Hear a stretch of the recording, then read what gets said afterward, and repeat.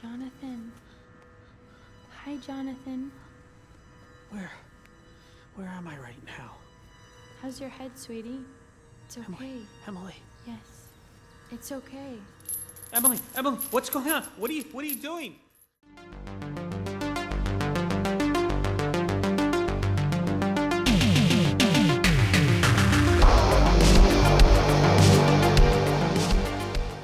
We are talking about Celebrity Crush, which is a horror film about a horror film.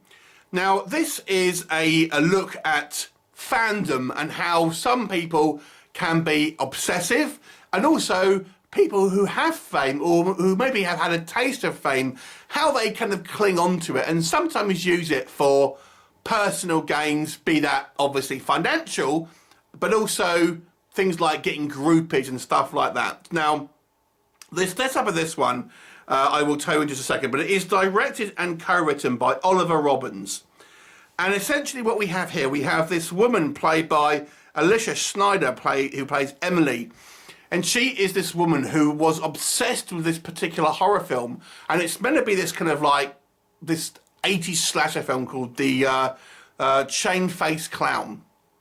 And she's obsessed with the protagonist of this movie, who was this young boy, like a child actor. Cut to modern times, he's obviously an older gentleman now, middle-aged guy, and she is in her sort of 20s or so, something like probably late 20s. And she is just obsessed with him. And it initially follows a kind of a plot similar to Misery in a way.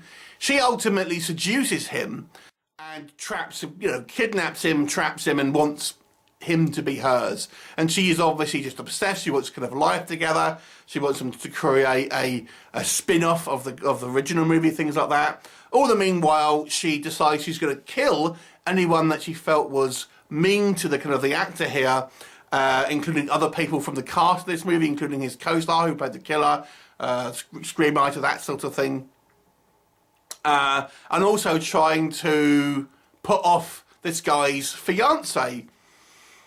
What will happen? You have to watch the movie to find out. So, let's discuss, first of all, what works. So this is an interesting horror film in its own right, but it also, I think, has an interesting element where we have a little bit of a peek behind the curtain of celebrity lifestyle. Maybe not A-list celebrity, people who pass their prime. The people that kind of go to these conventions and stuff like that on a regular occurrence, and that's their kind of main source of income these days. In the circumstance of this movie, our main kind of character, this guy, was a child actor who hasn't really done much since, and relies on things like conventions for income, although he kind of wants to kind of get back in the game. And it's kind of showing, like, obviously, the rest of the cast, they're, sleeping with kind of the female horror fans and things like that. A little bit like kind of rock stars who the kind of the groupies, and using their fame to get those kind of extra benefits. Even our main character, who is, is meant to be the good guy, he still does sleep with this pretty blonde girl who kind of starts flirting with him.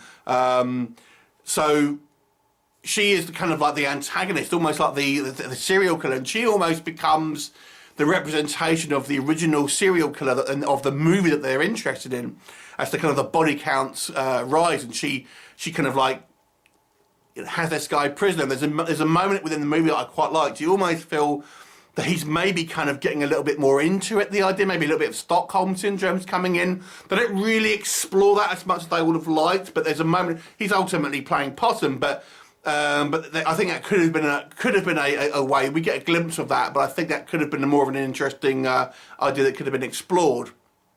There are a couple of decent kind of gore scenes here.